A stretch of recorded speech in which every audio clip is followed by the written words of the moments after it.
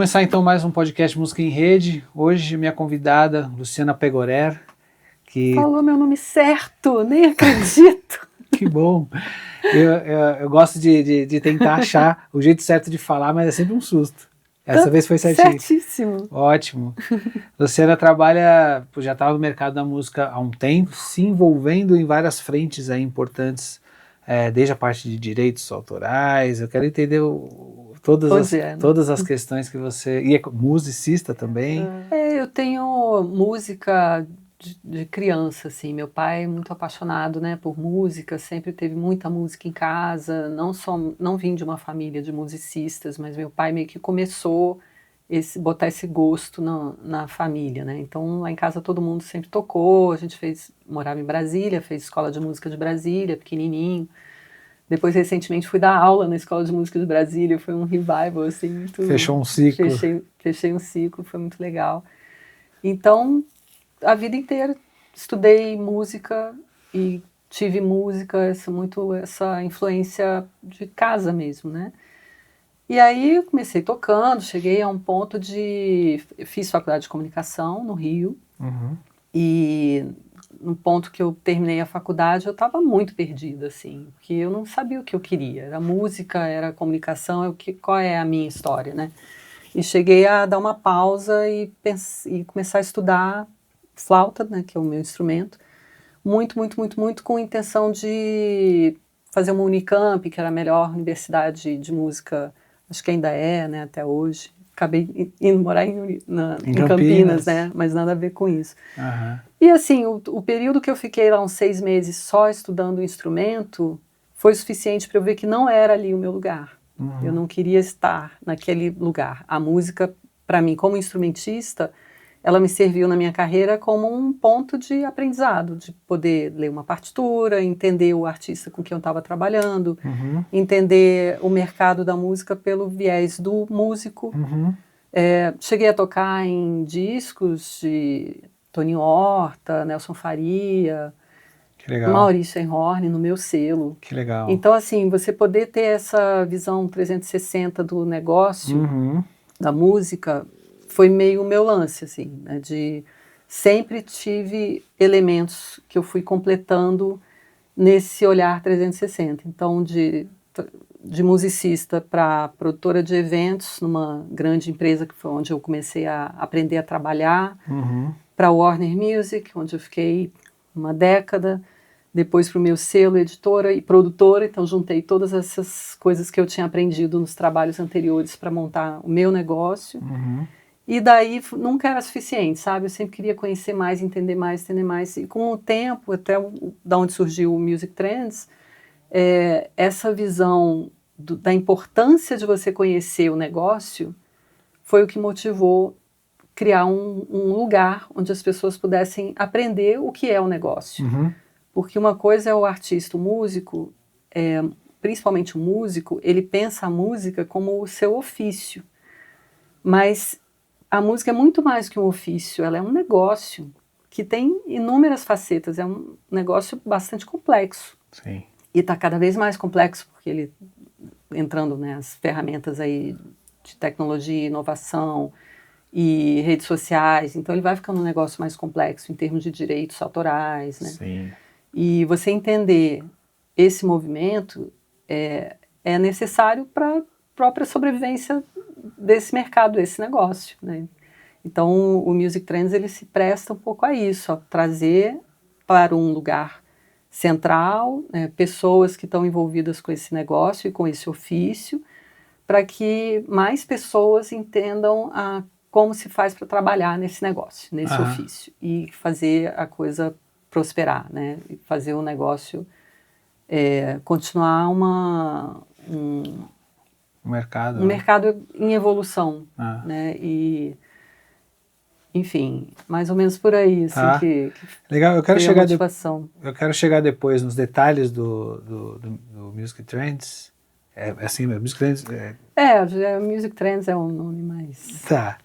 É o apelido mais carinhoso. O apelido mais carinhoso. Eu quero chegar nele nos detalhes, porque é sempre importante a gente falar sobre, né, como que funciona ali a programação e o que as pessoas podem esperar, mas eu quero também entender um pouco, acho que a motivação de fazer uma conferência dessa, ela vem de uma necessidade de uma vivência de mercado, né, como você estava dizendo, de as pessoas saberem que é importante conhecer mercado e atuar no mercado, e essas conferências fazem isso, mas você veio de trabalhar numa major, na Warner, você, esteve na Merlin também.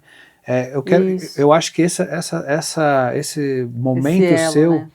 me parece ser bem importante para entender o porquê de existir essa conferência. E eu quero entender a sua experiência, como que você vai pensar o Warner, você pensa num trabalho, até me corrija se eu estiver enganado, de um acesso de um mainstream, de um mercado muito grande, e a Merlin já trabalha com selos independentes, então você teve em fontes, bebeu de fontes muito diferentes.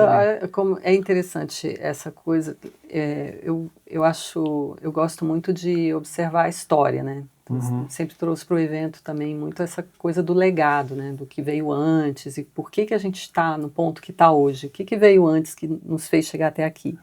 E a carreira da gente também é meio assim. Na Warner eu era gerente de clássicos e jazz. Então eu estava dentro de uma major, mas um departamento que era praticamente um selo independente. Que eu não tinha muito a infraestrutura da major para trabalhar as minhas coisas, eu tinha que meio que vender internamente os projetos para poder ter alguma voz ali dentro. E eu fazia muita coisa sozinha. Então eu ia nas lojas, eu conhecia os vendedores, conhecia os donos das lojas que trabalhavam esse repertório. Eu ia na fábrica para entender o processo de fabricação. Eu tinha esse interesse, né, de não ficar... Eu conhecia os jornalistas que trabalhavam esse repertório. Para poder fazer o meu trabalho, eu precisei conhecer o negócio como um todo. Certo.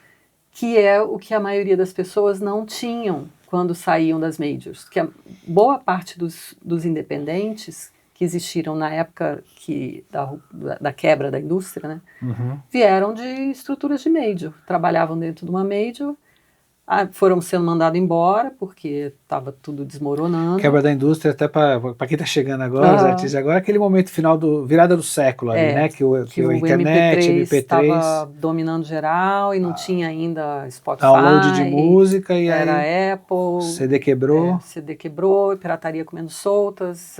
Essas empresas não tinham como sobreviver do jeito que estava. Não tinha mais venda de disco no volume que tinha antes. E não existia ainda um novo modelo de remuneração. Você pegou essa fase? Eu estava na Warner nessa fase. Saí da Warner em 2003. Nossa.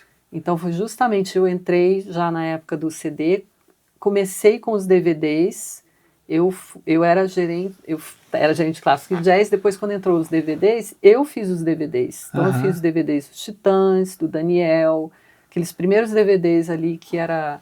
De shows. De shows que a Warner precisava fazer, eu que coordenei chama até hoje produção. Chama de DVD, né? Até hoje os shows ao vivo são chamados de DVD. Tô falando de audiovisual, mas não cola muito, né? Não. Acaba sendo o mainstreamzão, DVD, né? chama de DVD. Pois é. E aí você implementou essa vertente. Eu coordenava essa parte também na gravadora. E aí peguei justamente esse momento que começou a queda das vendas de disco, né? De CD. E aí, em 2003, eu saí, montei o meu selo, mas com conhecimento de como funcionava o negócio. A maioria das pessoas que estavam nos postos mainstream, que faziam marketing nacional, marketing internacional, ou faziam royalties, só conheciam aquilo, porque trabalhavam bem segmentado. Eu, como não podia contar com essa estrutura, porque o meu repertório era de nicho, eu tive que conhecer a estrutura como um todo. Então, quando eu saí e eu vi que as pessoas estavam muito perdidas, inclusive nós, né, na questão do digital, sem saber muito o que fazer. O que ia vir, né? Na época eu trabalhava lei de incentivo, né, um repertório clássico, jazz, então lei de incentivo funcionava bem, ocupação de espaços culturais, né, Caixa Econômica, CCBB, SESCs, né, fazíamos isso muito bem. Prestava serviço para os artistas, porque eu tinha... Imagina, no Rio de Janeiro tem uma quantidade de músico fenomenais, assim, e eles não sabiam como produzir um disco, como fazer uma capa, como distribuir. Então, mesmo na Delira, que era o meu selo, quando eu lancei a Delira, ainda tinha venda de CD. E só estava diminuindo o faturamento para as majors, mas para quem estava no nicho, ainda tinha, inclusive em show, se vendia muito disco, vendia disco para o próprio artista. Então eu peguei esse nicho ali de músicos fenomenais, músicos de nível internacional, que não faziam ideia de como construir um produto físico, né? Até para vender em show, para aumentar a sua renda e tal. Sim. E aí eu entrei aí. Eu comecei a produzir esses discos, produzia capa, distribuía, era tudo licenciado, então eu ganhava o meu percentual na distribuição, mas o master era deles. E aquele contato de distribuição que você fez na Major, que você tinha que conseguir os acessos que você teve que arrancar ali na unha, de repente fez sentido para você ali também quando você montou a sua estrutura? Ou era uma estrutura muito diferente? Não, era a mesma estrutura, a mesma coisa. Aí eu já sabia trabalhar evento, captação de lei de incentivo, que eu tinha feito estudo na Delarte, que foi o meu primeiro trabalho. Depois aprendi a fonografia, Sim. então quem são as fábricas, eu já conhecia todo mundo, quem são as fábricas, quem são as editoras, eu conhecia todo mundo por causa da Warner, a imprensa eu conhecia, os vendedores das lojas, então eu tinha tudo mapeado na minha mão, eu só mudei de endereço, ao invés de ser Warner Classics, eu virei Delira Música, e aí eu voei ali, nos primeiros anos, enquanto tinha CD, a gente ganhava capas ainda tinha jornal, né? Sim. Ganhava capas de jornal. Caderno de cultura. Com críticas dos discos. A gente fez um disco maravilhoso do Maurício Einhorn, que o Maurício estava esquecido no quarto dele, lá no apartamento dele, cheio de música inédita. Aí, meu marido, que é meu sócio, né, o Marcelo, ele é muito talentoso com um artista. Ele é a IR, assim, então ele é bem talentoso com o artista. Ele ficou semanas com o Maurício Einhorn, até o Maurício confiar, entregar, aceitar fazer um projeto. A gente chamou César Camargo Mariano, conseguiu lei de incentivo, acho que foi Banco do Brasil, na época, um edital, uma coisa assim. Fizemos um disco lindo do Maurício. Então, esse tipo de coisa, né, que deixa a gente feliz também nessa área. Mas não era nem esse assunto que a gente estava falando. Não, o assunto era de que, no momento que toda uma estrutura, que as majors, assim, dominavam o mercado e aquilo quebra, surge a necessidade de assumir o que as gravadoras, teoricamente, deveriam estar fazendo, e de repente as pessoas tiveram que aprender, né, os artistas tiveram que entender como que faz, e o que faz. Aí como eu, várias pessoas saíram das majors, e criaram seus negócios. Então, alguns foram para empresariamento artístico, outros foram para estúdio, outros foram para criar os seus selos. Né? Então, nisso eu entrei para a BMI. Que é a Associação Brasileira de Música Independente. E aí comecei a entender o que era aquilo e tal, comecei a entender, conhecer outros independentes. Acabei, né, fazendo uma carreira lá, né, assim, virei diretora, depois virei presidente. Depois fiquei diretora executiva um tempo e nisso já não tinha mais o físico. Aí a coisa estava feia mesmo. E a gente, como associação, tentando entender como ajudar, né, os associados e o mercado como um todo. Sim. E aí, viajando para feiras fora do Brasil, conferências, e aí também me candidatei para a Merlin como Delira Música, né? Que Merlin é uma associação de selos e distribuidores independentes. Sim. E você se associa, e aí me candidatei para um cargo executivo? Não, para o conselho diretor. Fiquei lá, sei lá, 8 anos, 9 anos, uma coisa assim, participando do conselho. E ali foi muito conhecimento, né? Que é até uma dica que eu dou para as pessoas, né? Participem de associações. Sim. Porque é muito rico que você aprende na troca com outras pessoas que têm os mesmos interesses. E a Merlin foi sensacional. É até legal falar um pouco dessa atuação, assim, como é que você, os pontos que você entende ali da sua participação, ou que você viu acontecendo na movimentação de mercado, que uma associação como essa, que junta selos, né, do mundo inteiro, né? Na época a gente foi bastante ativo, né? A gente ajudou a passar a PEC da música, que foi um trabalho dificílimo e tardio, né? Porque no fim, quando conseguiu passar, eu ganhei muitos cabelos brancos essas idas a Brasília, porque esse convencimento de político, no fim você acha que está chegando em algum lugar, mas eles só fazem na hora que eles acham que podem fazer. E foi meio isso. Na hora que já não tinha mais sentido o CD, aí passou a PEC da música. Mas fomos bastante ativos nisso e nessa coisa de trazer informação, né? Porque não tinha... a gente estava muito sem saber como se conduzir no mercado digital. E nas conferências lá fora, as pessoas já estavam se movimentando no mercado digital. Então, o primeiro seminário que eu fiz da ABMI, trazendo pessoas de fora e tal, as pessoas aqui ainda não sabiam o que era distribuição digital. Só tinha, na época, a Dióshed da Trattori, que usava a Dióshed como agregador, e a OneRPM começando, lá no iniciozinho. E não entendia ainda o que era um streaming, os próprios artistas não tinham comprado essa ideia ainda, então estava muito no embriãozinho, né? Sim. Então foi em 2014? Isso foi 2013 o primeiro, depois teve ainda 2014, 2015. Aí eu saí da BMI e fiz a Trans Brasil Conference, que aí já juntava o mercado como um todo, não só os independentes, mas as majors também. E aí que virou um evento maior, né?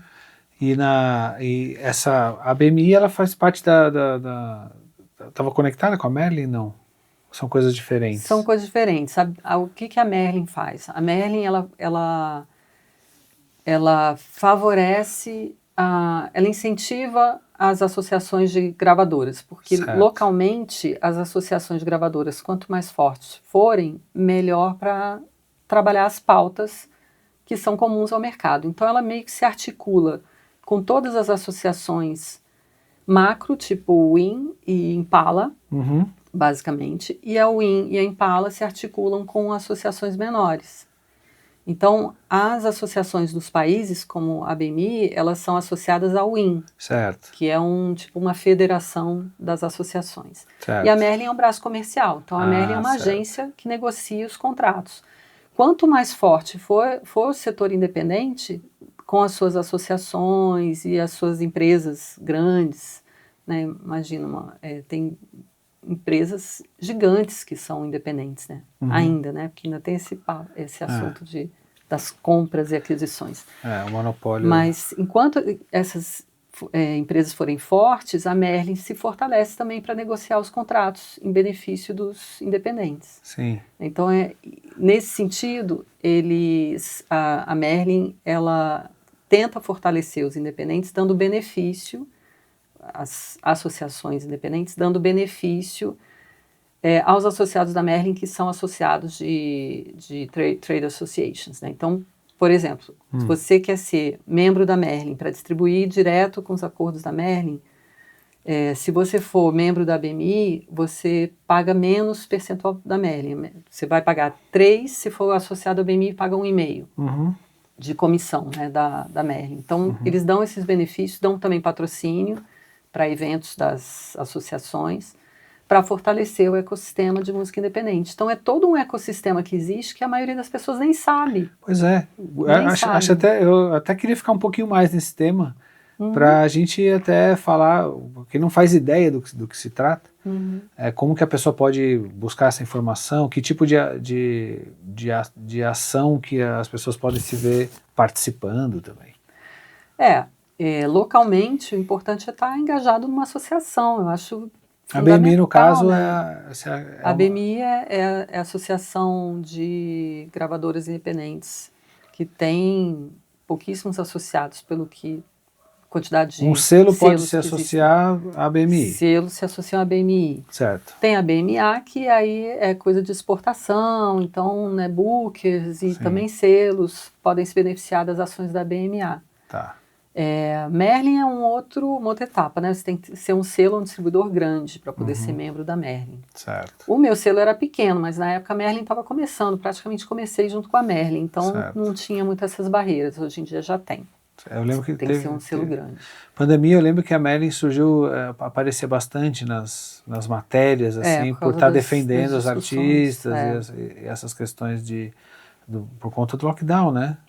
E existe uma articulação real, sabe, de reuniões da Merlin, que se comunica com o Impala e o WIN, e essas se comunicam com... A Impala é a tipo federação das associações europeias e a UIN é global. Certo. Então, essas associações se conversam. Então, eu lembro na época que eu estava na UIN pela BMI e na Merlin pelo meu selo, que foi na época que o YouTube não estava pagando.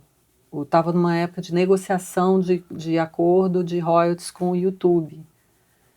E precisou uma articulação enorme, press release saindo em conjunto do mundo inteiro e tal, para pressionar o YouTube para conseguir um bom acordo de royalties. Uhum. Então, esse tipo de organização só funciona se você estiver dentro de uma estrutura dessa.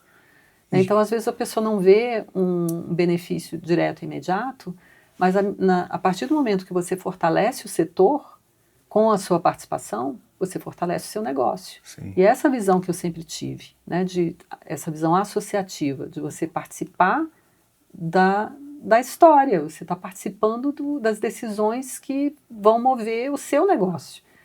Você é empreendedor, empresário, você tem que estar interessado no seu negócio. E a gente na música é um pouco fraco nesse aspecto de atuação política. Sim. A gente Muito desarticulado. Muito desarticulado. E é por isso que a gente toma na cabeça o tempo inteiro. E acaba vindo muito quem puxa como é que é? O prato para o seu lado, muito ali, você tem as majors cuidando do lado delas. No que nós estamos vendo hoje com relação à inteligência artificial, que é muita discussão rolando, porque há um limbo, depois quando você começa a entender um pouco, vem uma outra questão que cria outro limbo, e enquanto não mexe com o bolso dos grandes players, os independentes vão sendo os mais prejudicados, vamos dizer assim. Quando o negócio começa a mexer com os grandes players, aí aí o negócio... Você tem acompanhado como tá a movimentação também da MELI, da BMI, com relação à discussão voltada para o artista independente dentro dessa questão da tecnologia? Pois é, eu não estou vendo essa discussão, e isso é que me preocupa, né? Eu sei que na última reunião da Merlin se falou muito de idoneidade de conteúdo, né? Bem essa palavra, mas de essas questões de conteúdo fraudado e tal. Mas só conversa, né? Onde está a ação? É como que você tem lá na Europa, estão passando lá umas leis e tal, mas isso não soluciona o problema, né? O IFPI, por exemplo, que representa as majors, tem toda uma estrutura montada para resolver essas questões para as majors. Né? Até vai ter uma mesa lá no Music Trends com eles, falando como eles fazem isso, as articulações com o poder público, articulação com polícia, né? Com coisa no nível assim muito grande. E os independentes não têm isso. Teoricamente seria essa estrutura que você estava falando agora, que deveria estar... Deveria estar cuidando disso. Como eu não estou lá mais, eu não estou acompanhando... Como você não está mais lá, as coisas não estão mais acontecendo. Não, mas eu não estou sabendo do que... Às vezes tem alguma coisa acontecendo, mas está tão tímida que não aparece, né, também. Porque o negócio está tão rápido e voraz que o pessoal está tendo que correr atrás do rabo ali, né? Para conseguir rápido, pegar. Eu tô mais preocupada com a qualidade musical, né? Porque eu sou uma pessoa de clássicos e jazz, né? De MPB, de coisa assim. E eu tô vendo, até pelo meu trabalho na Revelator, que a Revelator é uma empresa que fornece sistema de gestão de royalties e distribuição para o setor independente. Certo. E foi comprada recentemente pela Warner. Você vê com umas aquisições, né? Mas a intenção da Revelator é dar poder e tecnologia para o setor independente se fortalecer. E ela faz isso. E eu estou vendo, quem procura a Revelator para ter esse poder, essa independência, é o pessoal de música urbana. Por quê? Porque é o repertório que tá indo melhor no streaming. Então, assim, uma indústria inteira baseada num modelo de remuneração, que é o streaming, o foco está todo no streaming, 80 e tantos %, não sei agora o valor certinho, do fonograma, da receita do mercado fonográfico vem do streaming. Isso para mim é muito preocupante. É que nem fizeram lá atrás com loja americana. Loja americana, começo tudo é CDs incentivo, ali, né? Loja americana começava a comprar os estoques lá das gravadoras. Com o tempo e botava o preço subsidiado nas lojas. Aí todo mundo ia lá comprar o disco do Roberto Carlos na loja americana. Aí a loja que tinha um ticket mais alto começou a falir. Aí começou a indústria começou a perder os pontos de venda, ficou na mão da americana. Quando ficou na mão da americana, a americana parou de pagar. Então, assim, é isso. A gente está deixando, né, todos os nossos ovos num negócio único, num modelo único, e não está preocupado em desenvolver outras coisas. Quem tem que se preocupar em desenvolver outras coisas? O mercado independente, porque a major, ela tem dinheiro suficiente para se sustentar com uma quebra da indústria por um tempo. E ela vai se readaptar, e vai se reformular, e vai voltar a ganhar o dinheiro dela. Sim. O independente não. O independente, se ele não tiver um modelo que atenda o repertório que ele trabalha, que seja forte o suficiente para ele ter o seu lucro, para os seus artistas viverem de música, para ele próprio viver do seu negócio, vai acabar a música, a diversidade musical brasileira, né, que é tão sensacional. Poderosa, assim, inclusive. Mas ela está morrendo, gente. Como você não vê mais as pessoas estão... Não sei como é que não desistiram ainda, assim. Tem hora que eu penso, como que não desistiram ainda? Porque só ganha dinheiro nesse modelo de distribuição de música o sertanejo, a música urbana e o gospel em alguma medida. Que estão todos vinculados ou grandes escritórios ou às majors, de fato, né? Que estão no mínimo distribuindo esses grandes artistas. Sim, mas por quê? Porque é o que gera dinheiro. Se o clássico gerasse dinheiro, a major estava investindo no clássico. A linha de trabalho era única, era um modelo. Você tinha os seus estúdios, aí voltamos bem no tempo, né? Mas acho legal contar essa história. A major tinha as grandes gravadoras, elas tinham seus estúdios próprios, depois que começou a terceirizar. Por isso que era gravadora, né? Era gravadora, tinha estúdio, era estúdio da Polygram, estúdio da BMG, existiam os estúdios. Botava o artista para gravar e aí ele ia para a linha de produção. Não quer dizer que todos faziam sucesso, porque também você tem o outro lado, que é o público. Você também não enfia qualquer coisa na goela do público, ele tem que querer. As rádios têm que querer, né? Tinha todo um processo. Mas você tinha ali profissionais experientes e treinados para descobrir esses talentos. Então surgiam artistas, movimentos, ia tudo sendo incorporado, eles faziam gravava tudo e via o que ia dar, o que funcionava, o que não funcionava. Investia naquilo, às vezes um que dava certo sustentava os outros 90 que não davam, né? E eles tinham dinheiro, e eles, olha só, com intervenção às vezes mais prejudica do que ajuda, né? Então às vezes uma coisa que você acha que vai favorecer, na verdade no longo prazo está prejudicando. Muitas empresas independentes que existiam, tipo Atração Fonográfica, Indie Records, tinham gravadoras lá na época das majors ainda, existiam algumas independentes que gravavam artistas e tal. Elas foram morrendo porque não aguentaram a concorrência com a major, que além do dinheiro estrangeiro que ela tinha, ainda fizeram uma lei no Brasil, a lei do disco à cultura, que devolvia o ICMS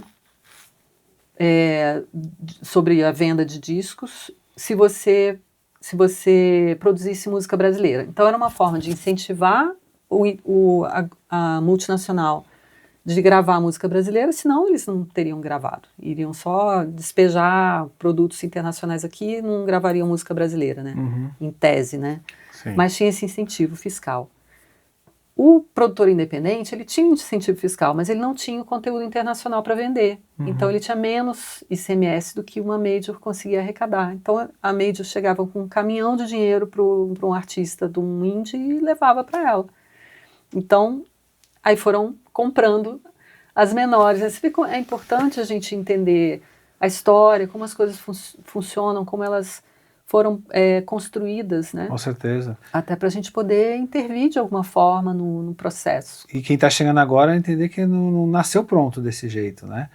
E que às vezes até entender a oportunidade do momento que a gente vive também, que a gente está falando de uma série de coisas problemáticas e tudo mais, mas ao mesmo tempo existe uma oportunidade que há 10, 15 anos não existia, né? Dessa possibilidade de um artista independente existir, aproveitar o meio digital, às vezes conseguir ter um alcance que antes você tinha que você tinha que apresentar o seu trabalho na saída de um outro show para vender um CDzinho ou mostrar um flyer de um show que você ia fazer. As pessoas, eu vi muito isso, cada sabe? Cada momento tem a sua complexidade. Complexidade, lógico. E essa possibilidade que existe hoje, mas existe toda uma problemática também. A quantidade de garotos jovens que estão criando suas empresas e gravando outros garotos jovens e estão ganhando muito dinheiro, e estão, sabe, fazendo uma estrutura bacana, assim, ajudando efetivamente muita gente, mas só num estilo musical. Essa que é a preocupação, porque como o incentivo está todo para o streaming, você só vê gente investindo nesses estilos de música. Os outros estão abandonados. Vai se perpetuando mais do mesmo, né? Se isso aqui vai funcionando, vai se... E aí entra a inteligência artificial, né? Porque a partir do momento que você faz mais do mesmo, a IA faz melhor. E aí é que você vai ter que rever tudo que você está fazendo. E faz, né? Com muitas aspas, né? Porque é uma grande cópia do algorítmica. Mas aí você já está concorrendo com o garoto que é talentoso, que está fazendo um trabalho interessante, diferente. Se comunicando com a comunidade dele, que é gigante. Que é gigante, com outro garoto que só escreve sabe fazer um prompt. E às vezes sai uma música melhor do que a que esse fez aqui. Então, se a gente não lembrar que a gente é ser humano, que a gente não é máquina, que a gente vem aí de um século de escola, mecanizando as pessoas, né? Sai tudo na mesma forminha, né? Você entra na escola e sai todo mundo igual lá no final. Então você está criando... vamos voltar para a Revolução Industrial, né? Você começou... A escola hoje, ela é a mesma escola que foi formatada para gerar trabalhadores para a indústria. Certo. Então você precisava criar pessoas iguais para trabalhar na indústria, coisas mecânicas. Hoje a máquina vem substituindo tudo isso. Na música não é diferente. As pessoas começaram a mecanizar a sua criação, fazendo a mesma coisa, mesmo estilo musical, as músicas estão cada vez mais parecidas umas com as outras, cada vez com menor qualidade, que ninguém mais estuda, você só copia, pega o beat, não tem negócio...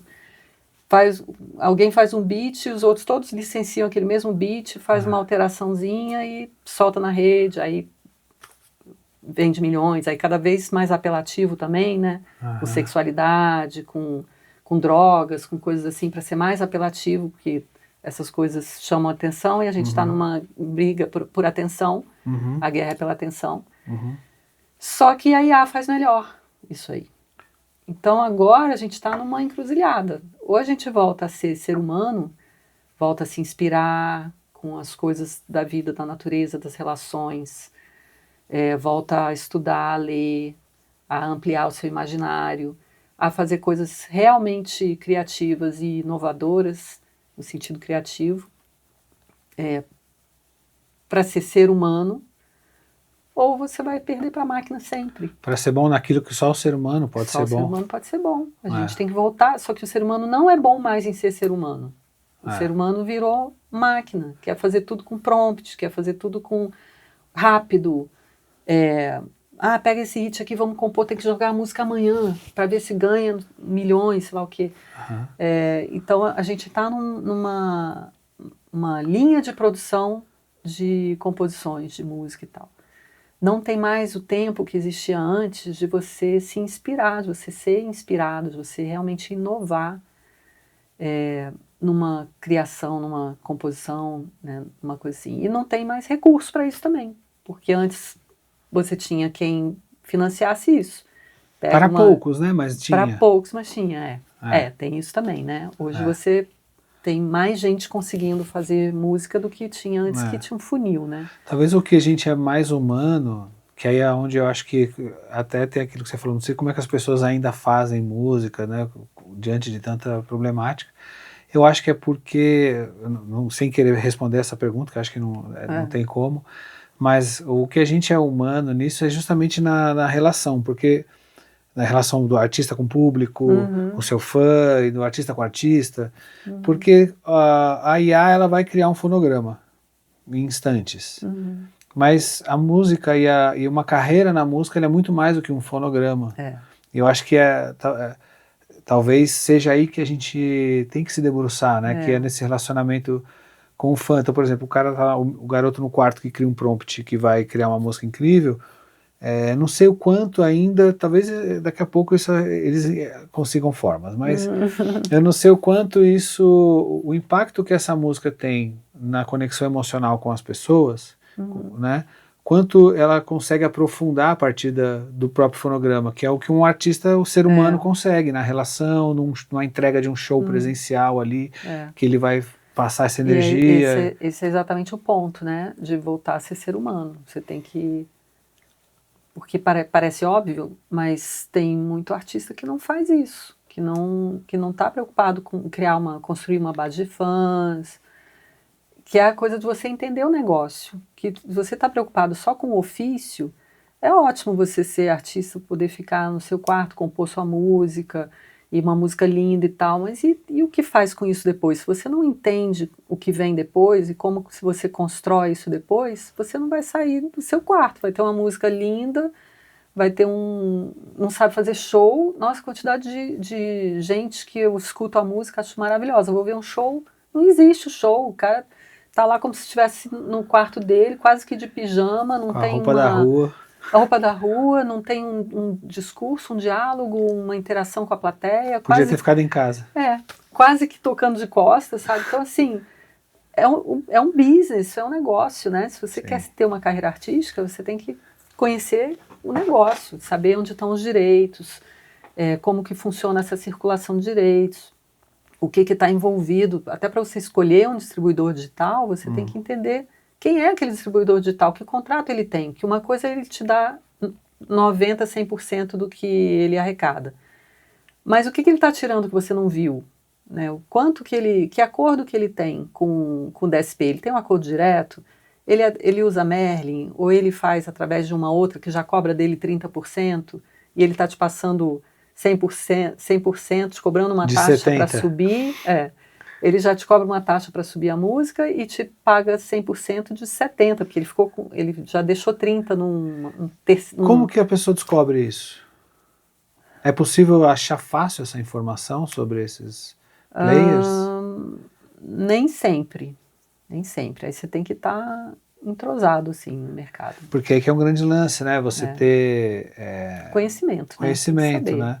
Então, por exemplo, eu tenho um selo que ajuda os artistas a fazer essa distribuição mais bem feita, burocrática e tal. Não é um selo que vai atuar... o selo especificamente não vai atuar investindo no artista, mas ele vai fazer essa distribuição. Só que ela é feita em parceria com a YB Music, por exemplo, que tem lá a agregadora que trabalha e que tem uma conexão direta, etc. Então eu confio nessa estrutura que eu estou envolvido e pergunto e sei mais ou menos como as coisas funcionam para eu poder escolher e fazer aquilo fazer sentido para mim dentro dessa atuação, que é uma coisa muito específica em vez de você fazer a distribuição sozinho aí de qualquer jeito e não sabe se der algum problema você não ter com quem falar, que acontece muito. Eu tenho uma forma que me aliei a uma gravadora, a um outro selo, para a gente poder fazer isso de um jeito bem feito e ter uma consultoria jurídica e etc., que vai respaldar. Mas a maioria das pessoas estão lá pegando as automatizadas, as self-services, etc., que ela é o que tem no final das contas. A maioria dos artistas não estão tão dentro dessas estruturas para entender qual o melhor negócio, né? Por isso que eu criei a Music Trends, entendeu? Agora, vai conseguir que um artista vá num evento desse? É muito difícil. Como que... Vamos entrar nesse assunto. Eu acho que é legal a gente pegar esse gancho, porque às vezes o artista que está lançando o seu primeiro singles e álbuns e tal, muitas vezes ele nem se sente muito parte do mercado. Muitos artistas, né, vamos pegar o independentezão lá, a pessoa que está começando nessa caminhada tem muita vontade de fazer, até um pouquinho antes, assim, porque que eu considero assim, um artista que está dentro do quarto, como você falou, que está tocando lá, ele não é menos artista do que ninguém. Ele é tão artista quanto qualquer artista que está fazendo turnê mundial. Às vezes até mais. Às vezes até mais. Ele só não tem uma carreira artística. Então eu gosto de entender essa divisão. Né? Você pode ser um grande artista no seu quarto e ninguém vai dizer o contrário. Mas se você quer ter uma carreira artística, aí é o mercado, é uma outra história, é aquilo que você disse, de entender como funciona o mercado, como funciona direitos, como funciona a distribuição, fazer um show bem feito, etc. Aí tem uma série de coisas que entram nisso, que vai viabilizar a existência dessa carreira, conectar com vários players, que cada um cuidando da sua parte, entendendo como eles funcionam, né? Basicamente isso. Aí um artista começa na carreira e ele fala, pô, gravei, consegui gravar, e, pô, vou lançar, eu preciso que minha música esteja na DSP, no streaming. Aí ela vai, pega uma self-service qualquer, ela nem se sente ainda parte de um mercado. O acesso que ele tem é esse também, né? Claro que a gente busca, né, fazer esse trabalho de espalhar esse conhecimento. O podcast Música em Rede tem também um pouco desse objetivo, as coisas que a gente faz com Música em Rede de forma geral, as conferências de música que também se preocupam em criar essas conexões, mas existe uma forma... O que você diria para esse artista que está começando, para ele se entender parte do mercado e, por exemplo, buscar participar da conferência? São etapas e fases, né? Então tem realmente o artista que é artista, faz a música, mas tem outra profissão, outro trabalho, dá aula ou alguma coisa que ele não está interessado em ter uma carreira artística, palco, né? Viver da carreira artística, porque ele tem outras coisas, ele produz ou dá aula ou sei lá, faz alguma outra coisa. Então ele não está preocupado com essa parte, mas a partir do momento que você quer uma carreira artística, são dois pilares fundamentais. O primeiro é o conhecimento, o outro é networking. Então, o lugar mais fácil de você começar é uma conferência, porque é onde você vai começar a vislumbrar a complexidade das coisas e vai escolher o seu caminho.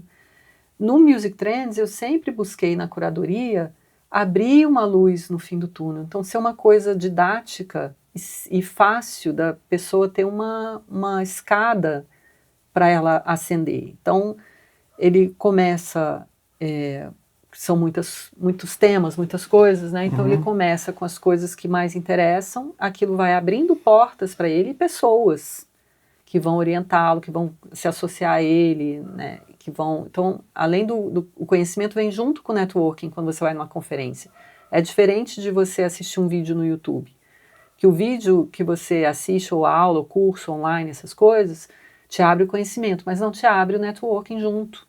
Perfeito. Então, ir na conferência, você está lá assistindo a aula de alguém que te despertou um caminho que você não entendia, você tem o acesso àquela pessoa, você chega para ela e outras que vão estar com a mesma dúvida, e aquilo começa a virar uma associação de pessoas buscando o mesmo interesse. Um fio, né? Fio de conhecimento e de carreira. Então, aquela pessoa que deu a palestra vai te abrir outras informações quando você está ali no tete-a-tete. Fala, pô, achei legal aquilo que você falou, mas quem que eu procuro que pode me ajudar nisso, naquilo? E ele vai te dar um monte de informação. Então, eu sou muito entusiasta, né, desses encontros ao vivo, porque porque eu tenho por depoimento das pessoas, né, que amplia o espectro de imaginário, de conhecimento, de possibilidades que a pessoa nem sabia que existia. Com certeza.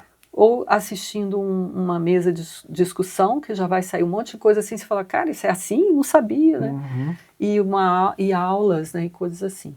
Esse evento especificamente desse ano, ele está mais voltado para o empreendedor. A gente está fazendo um evento mais focado, com menos pessoas, com temas mais aprofundados, com mais tempo, e nada muito iniciante, que eu sempre fiz no Trends, como eram muitas salas, eu fazia uma parte iniciante e fazia outras partes mais sênior, né, mais top. Avançada. E ainda fazia uma parte de legado também, trazia o pessoal da velha indústria para dar os seus depoimentos e falar como era, como que transformou e tal.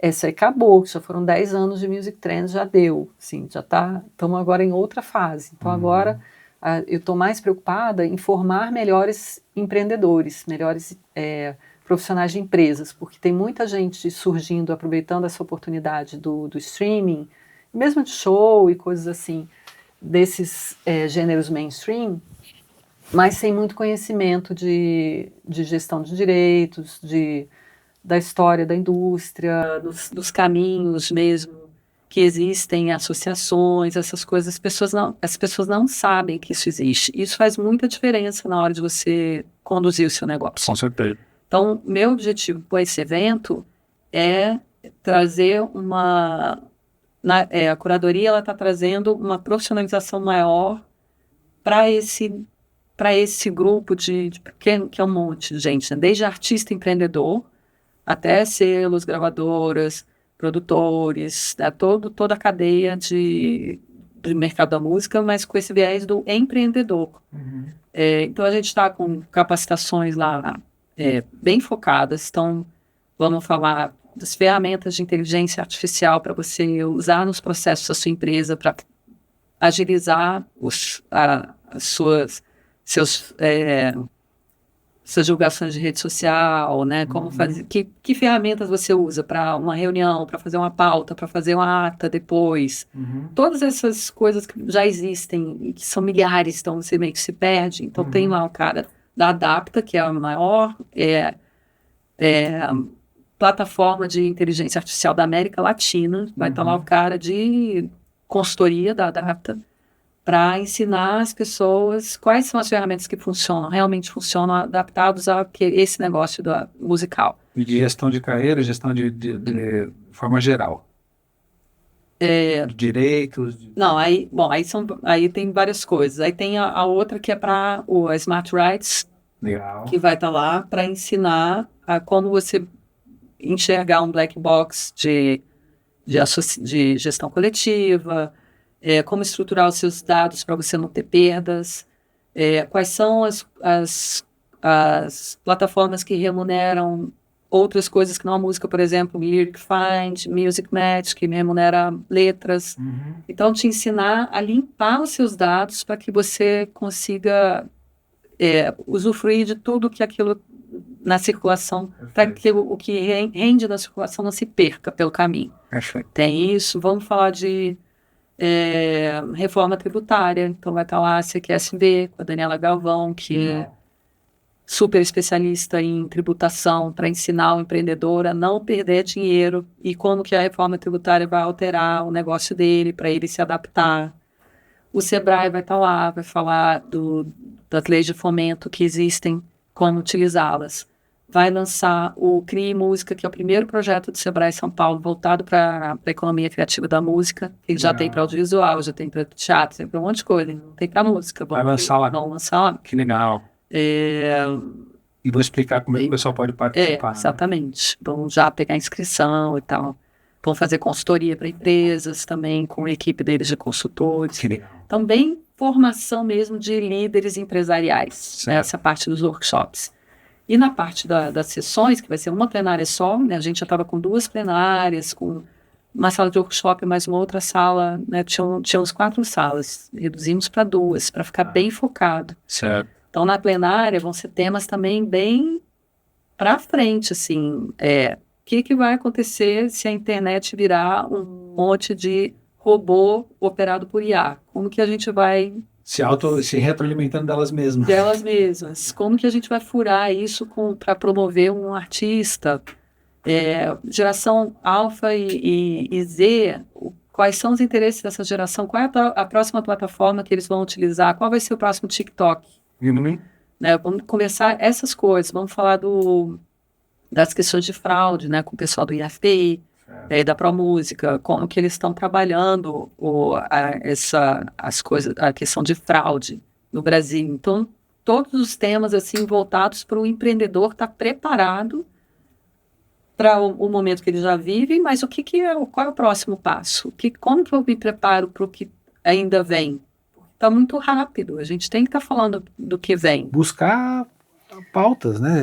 Levantar questões Isso, que as pessoas saiam dali pensando de fato como que cada um pode atuar dentro disso, né? Isso aí. Não só reagir, porque a gente Não é só muito reagir. reativo ao que... Esse é o ponto. Esse é o ponto. O mercado da música é reativo, ele reage.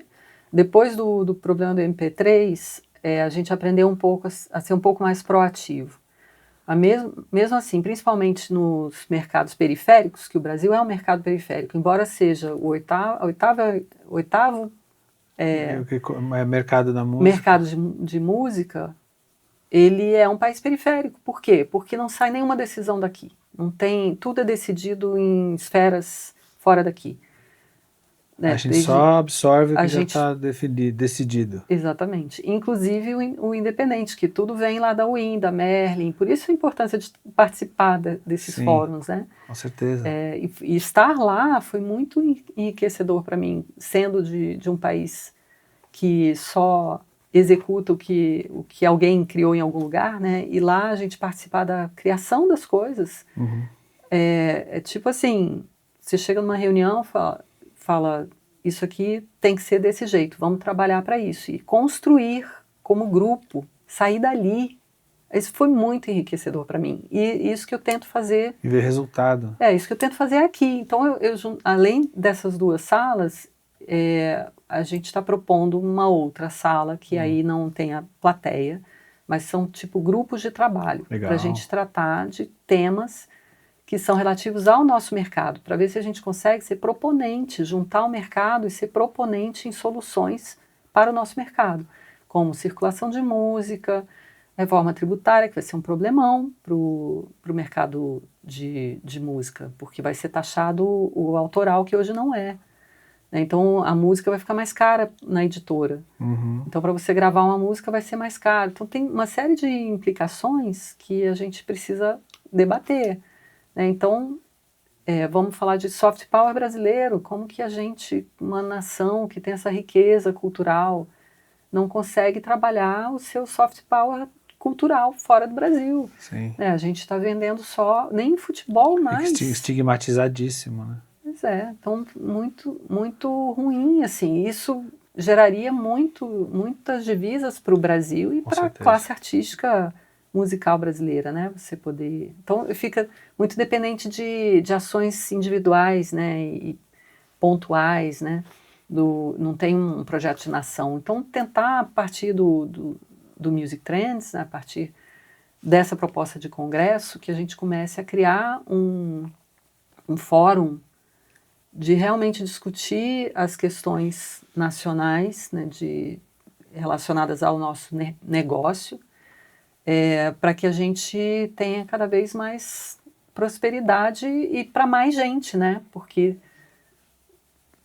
o Brasil está numa posição interessante no mercado da música, mas está todo mundo reclamando, porque não é o mercado que está saudável, né? É uma parte do mercado que está saudável. E aí tem questões de educação musical, e tem uma série de questões estruturais que ninguém fala nelas.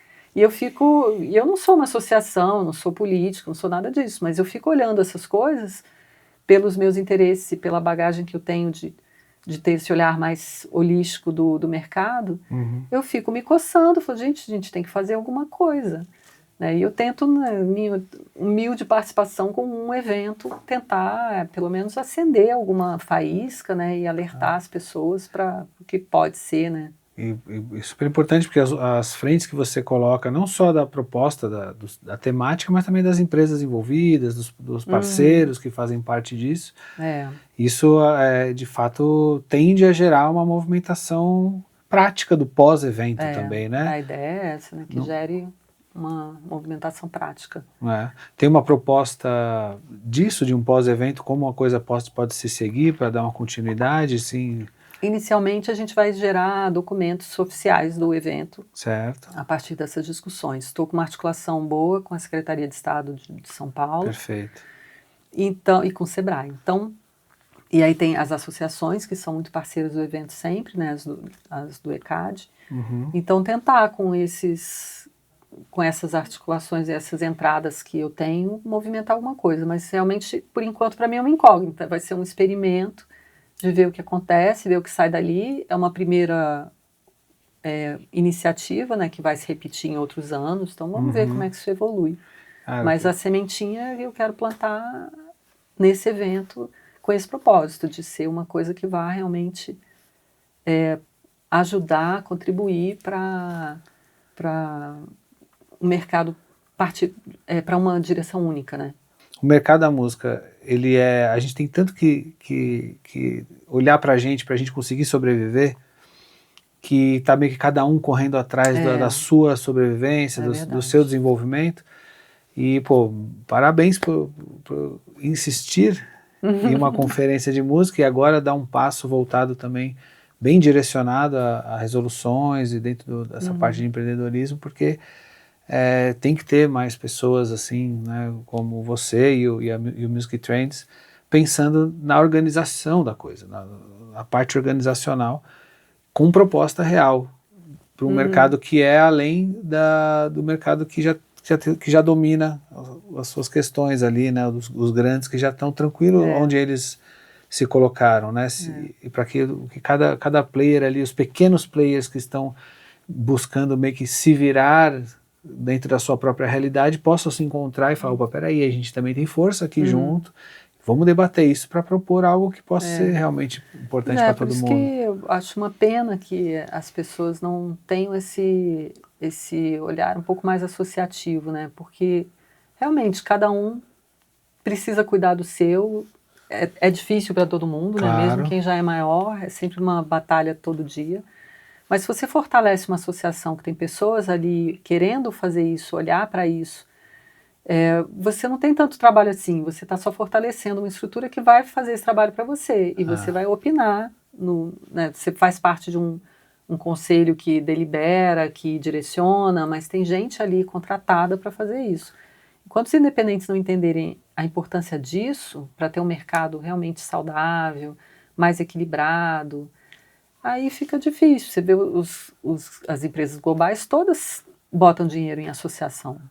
E tem pessoas... Elas estão se conversando o tempo todo. Claro, e tem pessoas pagas trabalhando para que as pautas que interessam a elas andem. Se não tiver isso, eles não vão fazer isso também. Eles também estão ocupados com seus negócios, né? Claro. Então, cada um na sua função. E aqui tem essa questão. São, sei lá, milhares de empresas fonográficas independentes. E a BMI tem o quê? Deve ter 100 associados. Sei lá. Sim. Então é uma pena. Como você falou até, por às vezes as pessoas nem saberem que existe. Às vezes não sabem que existe. Não é Isso nem verdade. por falta de querer participar, é realmente de não saber nem que pode, né, participar. E por falar em poder participar, como é que as pessoas podem participar do Music Trends? Ou como é que elas se inscrevem? Enfim, as formas de participar como ouvinte, tem que etc. entrar no site, tem lá todas as informações, né? Pode digitar trendsbrasil.music. Uhum. E aí entra no site, aí lá tem a programação, tem os ingressos, tem todos os palestrantes que já se cadastraram, já estão lá. E tem os que já estão confirmados, mas ainda não se cadastraram, então não estão lá. Sim. E é isso. Vai acontecer em junho agora de 2026. 24 e 25 de junho, no Novo Hotel Center Norte. Legal. E vai ser um evento bem premium, assim, vai ter coffee break, e vai ter muita oportunidade de networking, que a gente, geralmente no evento fica bem solto, porque a gente começou com um núcleo de pessoas que se conheciam, né, e aí o núcleo foi crescendo e as pessoas foram se conectando meio que organicamente. Dessa vez a gente criou momentos de networking, então as pessoas já chegam no primeiro dia, antes de começar, a gente vai botar todo mundo numa sala, todo mundo vai ter a oportunidade de se apresentar, já saber quem é quem que está ali, já se conectar ali mesmo. Depois vai ter um break na manhã, com um cafezinho, para as pessoas debaterem o que rolou. É nesse já. momento que muita coisa acontece, né? Total. Depois tem o break do almoço, depois tem o coffee break de tarde, e depois ainda tem o barzinho que a gente vai todo mundo. Então dá para, assim, 2 dias, dá para você fazer muitas conexões incríveis ali, que podem fazer toda a diferença numa carreira. Quem está realmente interessado em desenvolver não só, né, a própria carreira, o próprio escritório, a própria empresa, mas entender que se todo o mercado fortalecer, vai ser importante para ela também, né, esse olhar coletivo para o fortalecimento individual, precisa estar se envolvendo nesse tipo de coisa. Então, pô, maravilha. E a nossa proposta é ser esse espaço mais aprofundado e mais...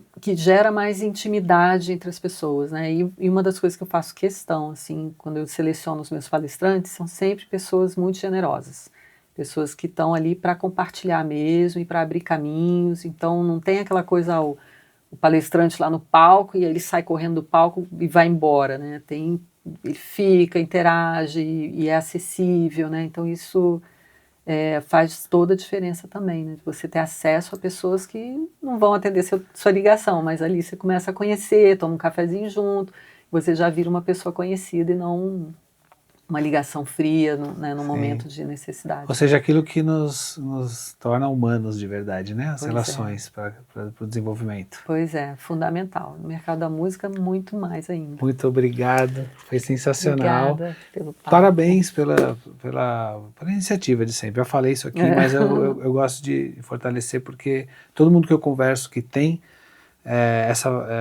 esse empenho de desenvolvimento de mercado, eu realmente tiro o chapéu e eu agradeço porque é muito difícil fazer as coisas se movimentarem sem isso. Então, obrigado e obrigado pelo papo, ter aceitado conversar com a gente. Obrigada pelo convite, adorei participar. Que bom que a gente tenha mais aí no futuro.